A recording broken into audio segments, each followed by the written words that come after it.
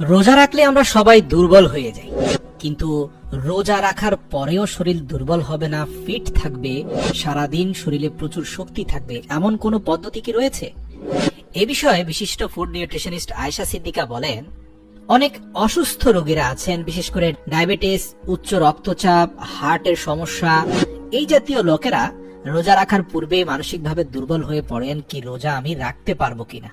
এছাড়াও আমরা যারা ওয়ার্কিং পার্সন আছি, পুরুষ অথবা মহিলা যারা কাজ করে থাকি, তারাও কিন্তু অনেক সময় চিন্তা করি যে আমাদেরকে আমাদের কর্মক্ষেত্রে অনেক হার্ড ওয়ার্ক করতে হয়, তো আমরা রোজা রাখার পরেও এ পরিমাণ হার্ড ওয়ার্ক করতে পারবো কিনা। অ্যাকচুয়ালি রোজা হলো আমাদের শরীরের একটি জাকাত। সারা বছর যখন খাবার দাবার খাই, সারাক্ষণই কিন্তু খাবার দাবারের মাধ্যমে আমরা আমাদের অর্গানগুলোকে ব্যস্ত রাখি। রোজার সময় মহান আল্লাহ রাব্বুল আলামিনের তরফ থেকে এগুলোকে রেস্ট দেওয়া হয়, স্বস্তি দেওয়া হয় পুরো 30টা দিন, যাতে এরা পুনর্গঠিত হতে পারে। দেখবেন রোজার মাধ্যমে অনেক মানুষের মেটাবলিক পাওয়ার বেড়ে যায়, হজম ক্ষমতা অনেক বেড়ে যায়। এর কারণ হচ্ছে অর্গানগুলো পর্যাপ্ত রেস্ট পায়। অর্থাৎ মানুষ যেমন পরিশ্রান্ত ক্লান্ত হয়ে বিশ্রামের প্রয়োজন হয়, একইভাবে 11 মাস নন স্টপ খাবার দাবারের পরে 1 মাস রোজা রাখার ফলে আমাদের অর্গানগুলো রিল্যাক্সড হতে পারে, কিছুটা বিশ্রাম নিতে পারে, এবং এর ফলে এগুলোর ভেতরে থাকা বিষাক্ত জীবাণু বের হয়ে যায়, মৃতপ্রায় কোষগুলো নষ্ট হয়ে যায় এবং নতুন করে সেগুলো পরিষ্কার হয়ে ব্র্যান্ড নিউ হয়ে যায়। যেমন করে আমরা ঘর পরিষ্কার করি, ঠিক একইভাবে আমাদের অর্গানগুলো রোজা রাখার মাধ্যমে পরিষ্কার হয়ে যায়। এক কথায় বলতে গেলে আমাদের ঘর যেমন আমরা সপ্তাহে একটা দিন ঝেড়ে মুছে পানি দিয়ে পরিষ্কার করি, ঠিক একইভাবে রোজাটা আমাদের পুরো বডিটাকে ক্লিন করে ফেলে, যার জন্য রোজাটা স্বাস্থ্যের জন্য এতটা উপকারী। মজার ব্যাপার, রোজা রাখলে আপনার হাংরি ফিলিংস অর্থাৎ ক্ষুধা লাগার যে প্রবণতা, অনুভূতি, এটা অনেক কমে যাবে, কিন্তু আপনাকে সেটা অনেক এনার্জেটিক রাখবে। এই এনার্জিটা ধরে রাখার জন্য আপনাকে অবশ্যই বেসিক্যালি গুরুত্বপূর্ণ কয়েকটি খাবার বাদ দিতে হবে এবং কয়েকটি খাবার অবশ্যই খেতে হবে।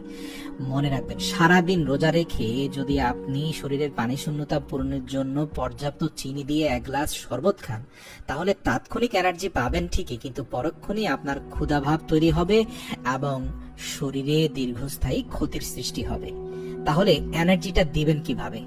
এর জন্য আপনাকে ন্যাচারাল ফ্রেশ খাবারটা বেছে নিতে হবে।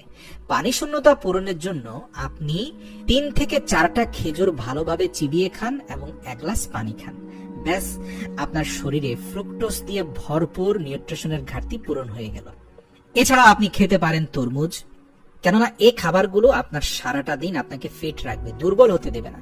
খুব সহজভাবে যদি বলি, আমরা সেহরির কথা বলি, কোন খাবারগুলো আপনি সেহরিতে খেলে আপনি সারাদিন ফিট থাকবেন? এই ক্ষেত্রে সবচেয়ে গুরুত্বপূর্ণ হচ্ছে 3টি খেজুর, যেটা আল্লাহ রাসূলও খেতেন। 3টি খেজুর কমপক্ষে খাবেন, আর যারা একটু হেলদি তারা সর্বোচ্চ 5টি খেতে পারেন।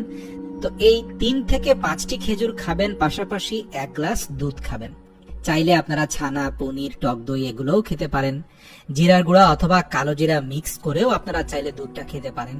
এই তো আপনি সারা দিন এনার্জি পাবেন, শরীর কখনো একটি মুহূর্তের জন্য দুর্বল হবে না, এমনকি ইফতারের আগ মুহূর্তেও আপনি দৌড়াদৌড়ি করতে পারবেন। তবে হ্যাঁ, ইফতারের পর থেকে সেহরির আগ পর্যন্ত প্রতি ঘন্টায় একটু একটু পানি খাওয়ার চেষ্টা করবেন, শুধুমাত্র ঘুমের সময়টা বাদে। 400 থেকে 600 ml পানি যেন আপনার সেহরিতে থাকে, সেদিকে অবশ্যই লক্ষ্য রাখতে হবে। মনে রাখবেন, সেহরিতে আবার খুব বেশি পানি খেয়ে ফেলবেন না, 1 লিটারের অধিক পানি সেহরিতে খেয়ে ফেললে কিন্তু সেটা হিতে বিপরীত হবে। আর মনে রাখবেন, সারাদিন শরীরে এনার্জি ধরে রাখার জন্য খেজুরের বিকল্প নেই, আপনাকে অবশ্যই 3 থেকে 5টি খেজুর খেতেই হবে। আর চিনি জাতীয় শরবত আপনাকে তাৎক্ষণিক এনার্জি দিবে, ভালো অনুভূতি দিবে, মনে হবে যেন পিপাসাটা মিটলো, কিন্তু আসলে দীর্ঘস্থায়ী ক্ষতির সৃষ্টি করবে। তাই চিনিটাকে বাদ দিয়ে চিনির বদলে খেজুরটাকে রিপ্লেস করুন। তবে লেবু পানি খাবেন, সেই জায়গায় চিনির বিকল্প কিছু ব্যবহার করতে হবে আপনাকে। সেটা বিশুদ্ধ গুড় হতে পারে, অথবা খেজুরকে ব্লেন্ড করেও আপনি শরবত বানাতে পারেন, যেটা হবে 100% হেলদি এবং এনার্জেটিক। আর রাতে ডিনারের সময় আপনি অবশ্যই সবজি এবং চিকেন মিক্সড করে খেতে পারেন, অথবা চিকেনের জায়গায় আপনি ফিশ ফ্রাই করে খেতে পারেন। তবে অবশ্যই ঘিয়ে অথবা বাটার দিয়ে যদি আপনি ফিশটাকে ফ্রাই করেন, তাহলে সেটা আপনার স্বাস্থ্যের জন্য সবচেয়ে ভালো।